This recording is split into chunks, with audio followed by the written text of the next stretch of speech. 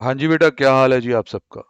Hopefully आप सब बहुत बढ़िया होंगे। तो आज हम करने जा रहे हैं जी इनकम टैक्स के जो अपडेट्स आए हैं। मतलब कि काफ़ी देर पहले फाइल आ गई थी बट क्वेरीज आए हैं कि भाई ये एक बार डिटेल में डिस्कशन हो जाए, तो इस पर वीडियो बनाया जाएगा। इंपॉर्टेंट अपडेट है बेटा, अगर क्वेश्चन में फंस गया ना पॉइंट, कर नहीं पाओगे। मैं पहले बता दूं, अगर पहले नहीं कर रखा तो अगर आप इस कॉन्सेप्ट को नहीं जानते तो एक रिक्वेस्ट है कि जी वीडियो एंड तक देख लें, डिटेल में जाएंगे, पूरा समझेंगे, काम आएगी आपकी चीज़। चलिए जी शुरू करते हैं। तो ये स्टेचुटरी अपडेट है नवंबर 21 एग्जामिनेशन के लिए। उसमें सारा इंस्टीट्यूट ने बता रखा है कि क्या था। अब ये चैप्टर 4 यूनिट 1 सैलरी की बात करता है। सैलरी वैसे भी अगर देखें, स्कैनर आप चेक कर सकते हैं, काफ़ी डोमिनेटिंग चैप्टर है। 60 मार्क्स के पेपर में से काफ़ी पेपर इसमें से आ जाता है। इधर थोड़ा सा बैकग्राउंड देता हूँ आपको कि ये अमेंडमेंट है क्या। देखिए, जब अमेंडमेंट्स हुई तो ये आप मॉड्यूल में आ जाओ, 4.46 पेज पे है, पर्क्स जहां हम पढ़ते हैं। तो यहाँ इन्होंने थोड़े चेंजेस किए। जैसे 17(2)(7) के अंदर एक बात कही गई जो आप सबको पता है। क्या बात है वो एक बार हम पढ़ते हैं। द अमाउंट और एग्रीगेट अमाउंट, द अमाउंट और aggregate amount of any contribution made in a recognised provident fund, NPS scheme, 80CCD1, or in a superannuation fund by an employer to the account of cessee to the extent it exceeds 750। ये आसान है, 17(2)(7) का Perk निकालना मुश्किल नहीं है। आप ये देख लो कि आपके एम्प्लॉयर ने आपके लिए आरपीएफ में कितना कंट्रीब्यूट किया, एनपीएस में कितना कंट्रीब्यूट किया, अप्रूव्ड सुपर एन्युएशन फंड में कितना कंट्रीब्यूट किया, उस सबको ऐड कर दो। अगर वो टोटल 8 लाख आता है तो 7.5 लाख माइनस कर दो। जितना ज्यादा है वो टैक्सेबल है, 50,000 रुपये टैक्सेबल है। ये एक मैंने अमेंडमेंट वीडियोस बनाई थी मई 21 के लिए, उसमें भी करवाई थी इतनी बात तो। पर इसके साथ जो 17(2)(7 दे रखा है, 7A जो दे रखा है, ये कंफ्यूज करता बंदों को कि सर ये क्या है। इसके बारे में उन वीडियोस में ये कहा गया था कि भाई इसके लिए कंप्यूटेशन का मैनर प्रिस्क्राइब होएगा तब हम कंप्यूट कर पाएंगे, या वो मैनर हो चुका है प्रिस्क्राइब। अब आप पढ़ के देखो है क्या। कहता है जी, any annual accretion by the way of interest, dividend और any other payment, pay any other amount of similar nature during the previous year to the balance at the credit of RPF, NPS, or approved superannuation fund to the extent it relates to the employer country which is included in the total income in any previous year। मतलब अब ये clear हो रहा है कि जितना employer contribution इस section की वजह से इनकम में आ गया, उसके ऊपर जो इक्रीशन है, मतलब उस एक्स्ट्रा के ऊपर जो इंटरेस्ट है, डिविडेंड है, उसे कंप्यूट करके एक प्रिस्क्राइब मैनर में वो भी आपका पर्क माना जाएगा। मतलब कि if you have total of 9 lakh, these three things, minus 750, तो 1.5 लाख तो आपका इनकम में गया। पर सवाल तो ये है ना कि इस 1.5 लाख के ऊपर ब्याज भी तो आ रहा होगा, इंटरेस्ट भी तो आ रहा है, डिविडेंड भी तो आ रहा है। ठीक है भाई, उस इनकम को भी यहाँ लाना है, पर वो थोड़ा मुश्किल है क्योंकि वो इन सब में इंटरेस्ट इतना आसानी से कंप्यूट नहीं होता। सिंपल वर्ड्स में वो क्या कह रहा है, in other words interest, dividend और any other amount of similar nature on amount which is included in total income, मतलब कि जो अमाउंट 17(2)(7) के अकॉर्डिंग मेरी इनकम में गया, उस हिस्से पे जितना भी इंटरेस्ट डिविडेंड है वो भी मेरी इनकम माना जाएगा। 17(2)(7) में क्या इनकम में जाता है वो दोबारा देख लो। अगर हमारा एम्प्लॉयर इन तीन जगह पे हमारे लिए टोटल कितने से ज्यादा कंट्रीब्यूट कर रहा है, 7.5 लाख से, सर वो एक्स्ट्रा वाले पे ना इंटरेस्ट कंप्यूट करने का प्रिस्क्राइब मैनर है। लास्ट टाइम जब वीडियोस बनी थी, मतलब कि पिछले अटेम्प्ट के वक्त, तब वो हमें इंस्टीट्यूट ने दिया ही नहीं हुआ था। अब वो मैनर जो है वो आ चुका है और उसी के बारे में इंस्टीट्यूट ने अपडेट इशू किया है। आने वाली अटेम्प्ट्स में ये बहुत इंपॉर्टेंट होने वाला है। मेरे अकॉर्डिंग तो ये अपकमिंग अटेम्प्ट में पेपर में आएगा, जो मेरा मानना है। बाकी जी कुछ कहा नहीं जा सकता होता, कोई कोई डिसाइड तो कोई कर नहीं सकता ना इस चीज़ को। But it's very important. Computational methodology जो है वो इतनी आसान नहीं है, तो इसको हम बढ़ाते हैं क्योंकि बैकग्राउंड हमने दे दी है दी। अब देखो जी, manner of competition of taxable perk under 17(2)(7)A, notification number 11/2021, 5 March 2021। अब ये नोटिफिकेशन आई एक तरह से लेटेस्ट है, तो मई के अटेम्प्ट के वक्त तो ये लागू भी नहीं की जा सकती थी। और उस वक्त तो इंस्टीट्यूट ने कुछ बोला भी नहीं था और हमें भी नहीं पता था। इस अटेम्प्ट में ये बिल्कुल एप्लीकेबल है, कोई 30 अप्रैल तक का लॉ आपको लगेगा ही लगेगा। पढ़ते हैं क्या लिखा है इसके अंदर। द अमाउंट और aggregate amount of any contribution made in RPF, NPS or in approved superannuation fund by employer to the account of cessee to the extent it exceeds 750 would be perk 17 to 7। ये तो हमें पता है sir, 750 से ज़्यादा होगा उतना Perk माना जाएगा। Consequently, section 17 to 7A provides any annual accretion, चाहे वो इंटरेस्ट डिविडेंड इस फॉर्म में हो, to the balance at the credit of RPF, NPS, superannuation to the extent it relates to this thing, जितना आपकी इनकम में 17 to 7 में गया, ये हम दोबारा पढ़ रहे हैं, प्रिस्क्राइब मैनर में कंप्यूट करके उसे भी सैलरी माना जाएगा। ये सारा का सारा वहां भी पढ़ा था।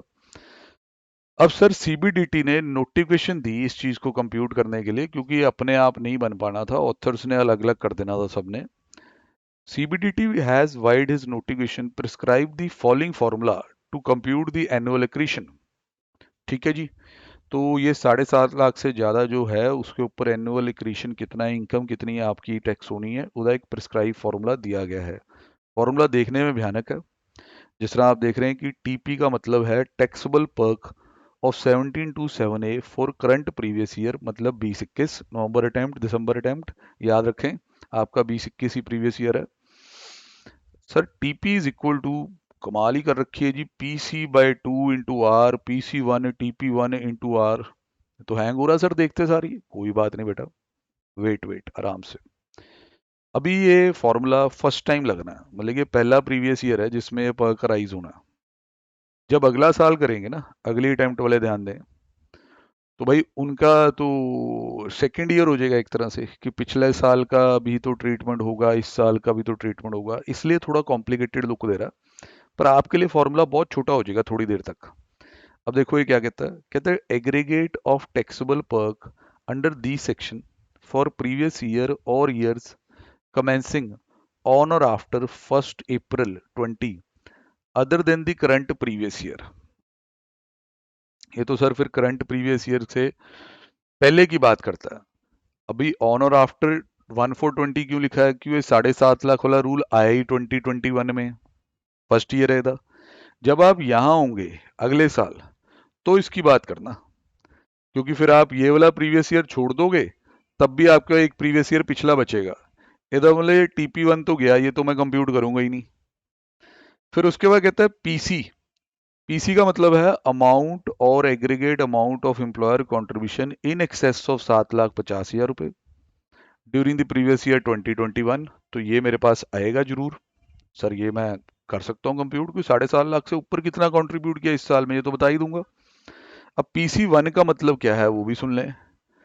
कहता है अमाउंट और aggregate amount of employer contribution in excess of 750 to the specified fund on और after other than the current previous year. मतलब ये भी पिछले साल की बात कर रहा है, हमारे लिए पिछला साल है ही नहीं क्योंकि ये स्कीम का पहला साल है। तो इतना हिस्सा तो इस फॉर्मूले का इस अटेम्प्ट के लिए रद्दी है, अगली बार यूज होगा। तो आपने PC/2 इंटू आर समझना है, बस इतना काम आप कर लो इस वीडियो में तो आपका हो जाएगा। तो इसके बाद जी इन्होंने यहाँ एक आर का फॉर्मूला समझाने की कोशिश की है, आर का फॉर्मूला समझाने की कोशिश की है, क्योंकि हमें PC/2 इंटू आर करना है तो टैक्सेबल पर्क आ जाएगा। आर का फॉर्मूला इन्होंने लिखा है I upon F average. F average basically means fund की एवरेज। रेट ऑफ इंटरेस्ट का ही फॉर्मूला लग रहा है और आई उसमें ऑब्वियस है इंटरेस्ट होगा। आई का मतलब बताया अमाउंट और एग्रीगेट अमाउंट ऑफ इनकम, क्योंकि डिविडेंड ऑप्शन भी होती है एनपीएस में, इसलिए वर्ड इनकम यूज हो रहा है। Accrued during the current previous year in specified fund. F average का मतलब कुछ समझाया गया, कहता जी अमाउंट और aggregate amount of balance to the credit of specified fund or scheme on first day of current previous year. Opening balance ले लो, एड अमाउंट और aggregate amount of balance to the credit of fund on the last day of the previous year divide by 2। बिल्कुल आसान यार, opening balance of fund plus closing balance of fund divide by 2, average आ जाएगा। अगर मान लो आपको पूरे साल में जो इंटरेस्ट मिला है वो 60,000 है और आपका average balance of the fund आता है 6 लाख, तो आपका इंटरेस्ट रेट आ जाएगा 10%। तो उदय बेस पे जितना एक्स्ट्रा टैक्सेबल हुआ है उसको हम टैक्स कर सकते हैं, या अमाउंट्स कुछ और ले लो कि अमाउंट बड़े रखने चाहिए, कुछ 7.5 से ज़्यादा कोई कहेगा तो 16 लाख कर देते हैं, 160 कर देते हैं। इस तरह का कुछ करने वाले हम, मतलब we have to understand the concept कि रेट कैसे आएगा, income divide by average fund. उस रेट से वो जो एक्स्ट्रा अमाउंट है जिसे पीसी बोला गया है, मतलब कि इस साल में 7.5 लाख से ज्यादा कंट्रीब्यूशन कितना हुआ था, उसको मैं रेट पे लगा दूंगा तो काम बन जाएगा। डायरेक्टली रेट पीसी पे नहीं लगना, पीसी को भी डिवाइड बाय 2 करना है। ऑब्वियस है सर, ऐसी चीज ओरली नहीं हो सकती, इसके लिए हमें प्रॉपर एग्जाम्पल चाहिए। हम और थ्योरी छोड़ के पहले एग्जाम्पल में जा रहे हैं। Suppose x private limited contributed 8,50,000 during previous year 2021 towards recognized provident fund to the account of Mr. A। Sir यहाँ एम्प्लॉयर ने रिकॉग्नाइज प्रोविडेंट फंड में 8,50,000 रुपए डाल दिए, तो पॉइंट तो हिट हो गया, कोई 750 से ऊपर उसने डाल दिया। मिस्टर ए ने भी सेम कंट्रीब्यूशन किया है। ओपनिंग बैलेंस इस आरपीएफ अकाउंट का इतना है, ओपनिंग बैलेंस इतना है। इंटरेस्ट एक्रूड इन आरपीएफ 2021 में इतना है। कहता है टैक्सेबल पर्क 17(2)(7)(a) में इस तरीके से कंप्यूट किया जाएगा। अब देखिए यहाँ इन्होंने अपना आर वगैरह सब बना लिया हुआ है और फटाफट आंसर हो रहे हैं। ये इन्होंने मना कर दिए हैं क्योंकि ये पिछले साल के होते हैं, तो ये इस साल के लिए एप्लीकेबल नहीं है क्योंकि ये इस अमेंडमेंट का पहला साल है। हमें अब आर समझना है। सर मैं स्लो स्लो करके इन चीज़ों को यहाँ लिखता हूँ। देखो जो एम्प्लॉयर का कॉन्ट्री है वो है 8,50,000।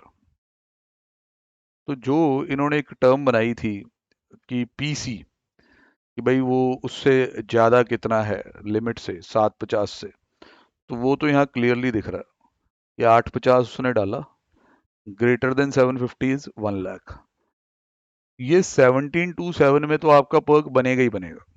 जैसे हम यहाँ पढ़ने गए थे ना, ये देखो 17(2)(7) जो है ये ऊपर वाला, वो तो आपने सॉल्व कर दिया 1 लाख रुपए। पर अब 17(2)(7) ये कहता है कि इस 1 लाख पे जड़ा इंटरेस्ट आया वो भी तेरी इनकम है। वो निकालना आसान नहीं होता, उसके लिए मेहनत चाहिए, वो हम करने लगे हैं। तो स्टोरी बनाते हैं। देखो जो ये फंड है इसका 1/4/2020 को जड़ा बैलेंस दिया हुआ है वो आपके सामने है। बैलेंस इन आरपीएफ, इसको थोड़ा हाईलाइट कर दें सर। बैलेंस इन आरपीएफ 1/4/2020 32 लाख रुपए। इसमें 32 लाख रुपए का बैलेंस होता था इस खाते में, आरपीएफ में। अब अपने को इधर क्लोजिंग बैलेंस पता करना है तो ये एवरेज हो पाएगी। सर 32 लाख इधर ओपनिंग बैलेंस है, ठीक है, बने रहे सारे। अब ड्यूरिंग द ईयर क्या क्या इसमें कंट्रीब्यूशन वगैरह गए पढ़ते हैं। X private limited contributed 850। Mister A also made equivalent contribution. Interest कितना accrue हुआ वो भी बताया हुआ है। तो इसका जो ओपनिंग से क्लोजिंग बैलेंस निकाल लूं तो 850 का इंप्लॉयर कंट्रीब्यूशन इसमें जोड़ता हूँ, 850 मेरे इंप्लॉय ने भी कंट्रीब्यूट किया वो भी इसमें जाएगा, और भाई इसमें इंटरेस्ट भी तो जुड़ेगा, उससे भी तो बैलेंस बढ़ता ही है। इंटरेस्ट जुड़ रहा है 3,44,250।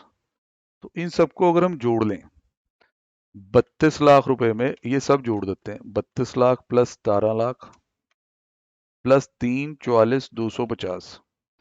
सर क्लोजिंग बैलेंस इस फंड का बैठता है जाके 52,44,250। ओपनिंग बैलेंस है 32 लाख। जरा भी मुश्किल नहीं है।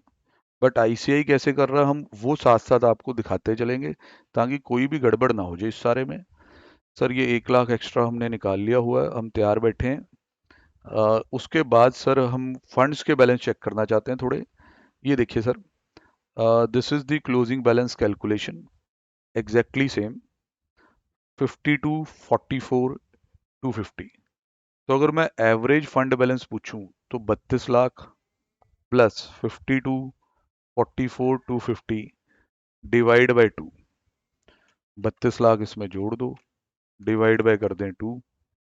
एवरेज फंड बैलेंस आ गया 42,22,42,22,125। This is the average fund balance. तो भाई ये साथ साथ चेक करें कि एवरेज फंड बैलेंस इतना आ गया। यस सर आ गया।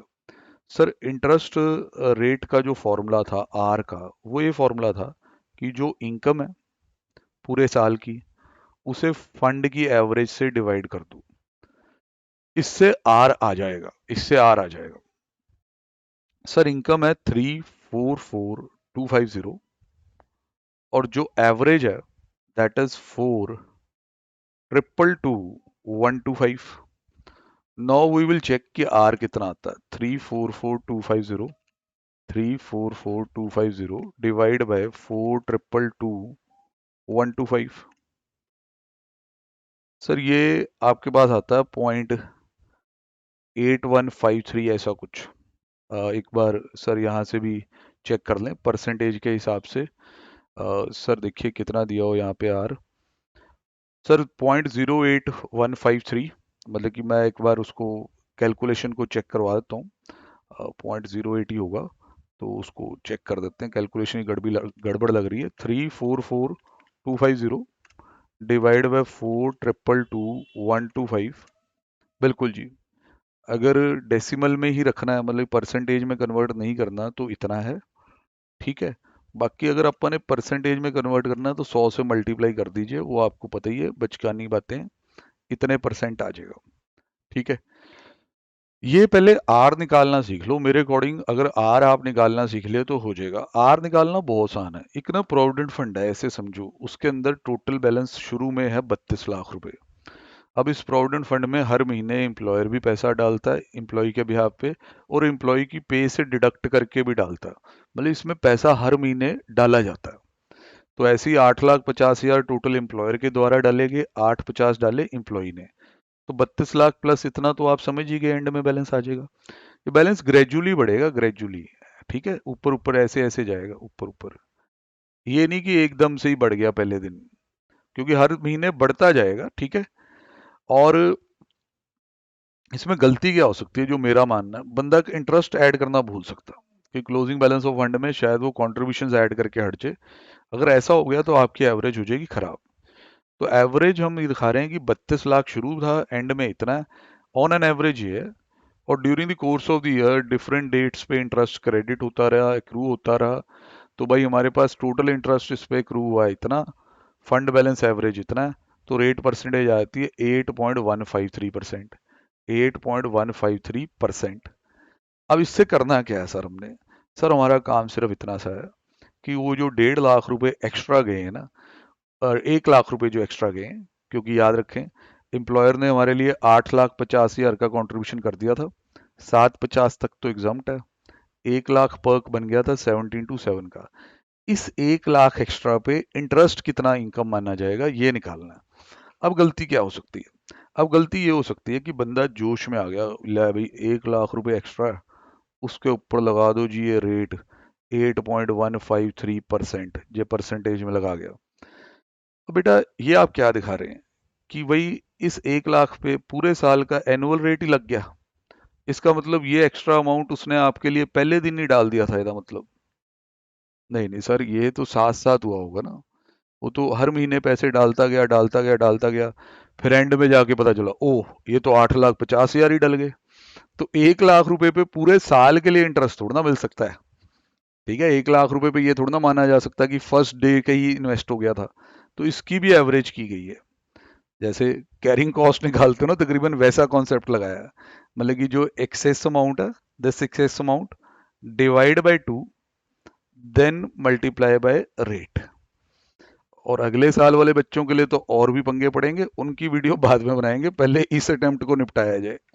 8.153%, तो सर इससे 4076.5 आता है, जो कि इतना गिवन है, ये 0.5 है, 4077 हो गया। वेरी वेरी इंटरेस्टिंग जी, और ये आ सकता है, ये मान के चलें, अच्छे से करके जाएं। आओ जी मैं एक पूरी रिवीजन कॉन्सेप्ट के साथ यदि लगवा दूं। देखो जी कॉन्सेप्ट ये है कि जो 17 to 7 है, वो ये कहता है कि अगर आपका एम्प्लॉयर इन तीन चीज़ों में टोटल आपके लिए 7.5 लाख से ज़्यादा डाल देता है, तो वो एक्स्ट्रा अमाउंट टैक्सेबल होगा। अब 17 to 7 ये क्या कहता है? कहता बेटा अगर वो टैक्सेबल है ना एक्स्ट्रा वाला, तो उसके ऊपर एक्स्ट्रा के ऊपर जो इंटरेस्ट मिला है वो भी आपकी इनकम है। पर भाई वो बात लॉजिकल तो लगती है कि अगर वो प्रिंसिपल टैक्सेबल है तो उसका एनुअल एक्रीशन भी टैक्सेबल होना चाहिए।